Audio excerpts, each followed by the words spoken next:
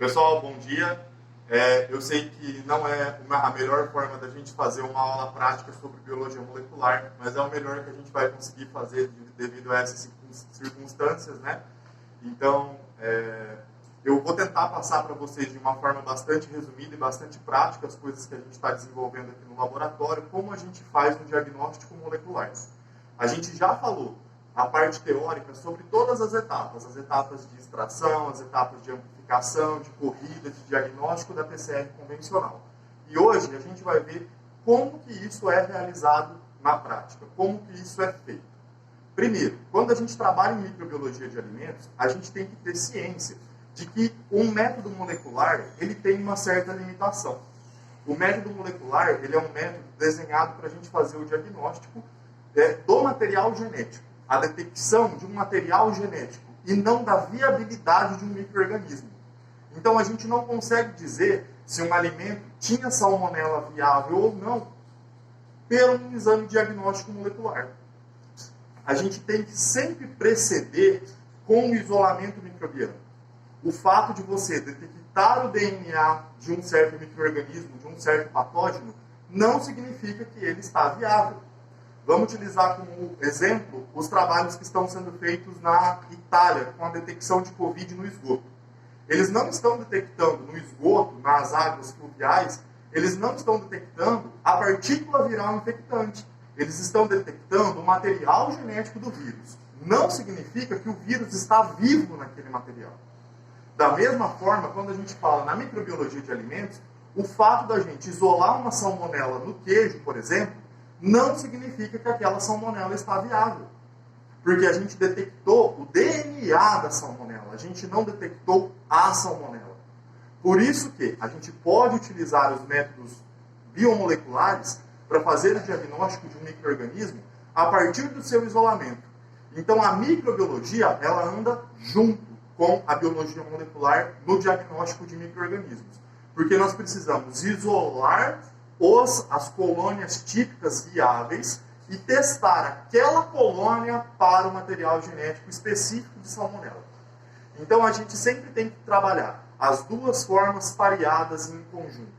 A gente, só para ter como exemplo para vocês, mostrar um isolamento. Então a gente está rodando aqui agora o experimento da Roberta, então a gente pegou as amostras de suaves de carcaça no frigorífico, e a gente fez a cultura, o cultivo desses micro-organismos com meios de cultura específicos, com métodos microbiológicos específicos, até a gente obter um isolamento. Essa placa aqui eu vou mostrar para vocês só para mostrar a característica. Essa placa aqui a gente já usou para recuperar os micro-organismos, mas a gente nunca deve abrir uma placa de microbiológico atrás, que não seja no fogo. Então essa aqui já é uma placa que vai ser descartada, mas só para mostrar para vocês a característica de uma colônia de Escherichia coli. Então a gente isolou os isolados, né? A gente detectou isolados viáveis nos meios de cultura específicos com essa característica. A E. coli nesse meio de cultura, que é o agar EMB, ela cresce com essa característica de colônias esverdeadas com brilho metálico. Isso caracteriza um isolado viável de Escherichia coli.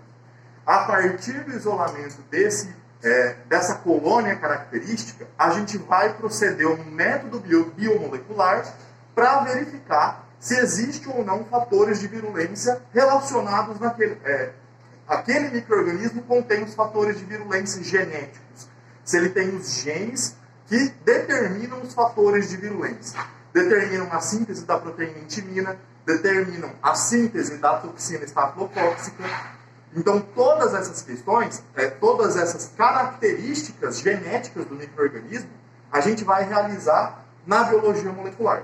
Então, o primeiro passo é a gente isolar um micro-organismo viável. Isso é diferente quando a gente trabalha com amostras de líquor, por exemplo. Você vai fazer um diagnóstico de leishmania em isolados de líquor. É normal um animal ter DNA de leishmania no líquor? Não. Para esse tipo de diagnóstico, a gente pode usar sim uma extração direta, porque normalmente a matriz de extração não apresenta contaminação por esse material genético. Por isso a gente pode usar isso para fazer um diagnóstico. Então, tem limitações dependendo do tipo de aplicação que você quer realizar. Então, na microbiologia de alimentos, a gente tem que detectar o micro-organismo viável para depois saber se ele tem os fatores de virulência ou não. Fazer a sua caracterização genética, ou a sua identificação, como a gente já falou, genes específicos, genes gênero específicos, genes espécie específicos, tudo isso determinado pelo tipo de primer que você vai utilizar na sua reação de PCR. Então a gente tem que ter isso muito claro quando a gente fala da aplicabilidade dos métodos biomoleculares. Esses métodos, eles são extremamente sensíveis e específicos, mas eles apresentam limitação. A partir do momento que você obteve um isolado característico, a gente vai partir para uma próxima etapa, que é a etapa de extração. O micro-organismo, a colônia, quando a gente faz isso de bactérias, a gente passa a colônia para um meio de cultivo líquido, que é o caldo, um meio líquido nutritivo, que é o caldo BHI. A gente vai verificar que o micro-organismo cresceu através da sua turbidez. Desse caldo turvo, a gente vai passar de forma asséptica 1 ml para um microtubo de centrifugação, para um epidórfio. A gente vai passar 1 ml desse caldo turvo para esse tubo. A partir desse tubo com o meio enriquecido, a gente vai fazer a centrifugação para a gente fazer com que as células se separem, se decantem no fundo desse tubo. E essas células a gente vai usar no processo de extração por fervura. A gente vai ferver as bactérias em banho-maria. Nesse banho-maria, as células vão ficar fervendo num tampão TE, durante 15 minutos. E depois desses 15 minutos, a gente vai passar esse Eppendorf para um banho de gelo por mais 15 minutos. Então a bactéria, durante a fervura, ela vai se romper e estourar. Consequentemente, você vai romper um micro-organismo que é procarioto, o fato de você romper ele, você já libera o DNA. Você já extrai o DNA daquela sua amostra. Porque o micro-organismo procarioto, ele tem material genético disperso no citoplasma. Então, o fato de você romper a parede, você já libera o material genético para o meio externo. Então, você já está fazendo a extração de DNA nesse momento. Fazendo com que ele se rompa. O importante para conservar o DNA, o tipo de material que vai ser utilizado. Os materiais que são utilizados em biologia molecular, pessoal, eles têm que vir com esse selo aqui, ó. O selo de DNA, acho que vocês não vão conseguir ver que a letra é bem pequena. Livre de DNase, RNase e pirogênios.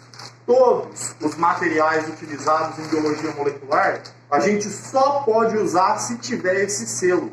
Livre de DNase e RNase. Por quê? A RNase e a DNase vão degradar o DNA que você obteve. Então você só pode utilizar substâncias livres, materiais plásticos descartáveis e livres dessas substâncias, que são as DNases e as RNases. E onde estão essas enzimas que degradam o DNA? Em tudo. Em tudo. Principalmente na nossa mão. Nós temos muitas DNases e RNases. Por isso que esse material não teve contato com a mão de ninguém. É assim que a empresa certifica que o material é livre de DNase, RNase e pirogênios. Que ninguém colocou a mão. E toda vez que nós formos manipular esse tipo de material, a gente tem que utilizar luvas. Essas luvas vão proteger, não nos proteger, proteger o material da nossa DNase e RNase.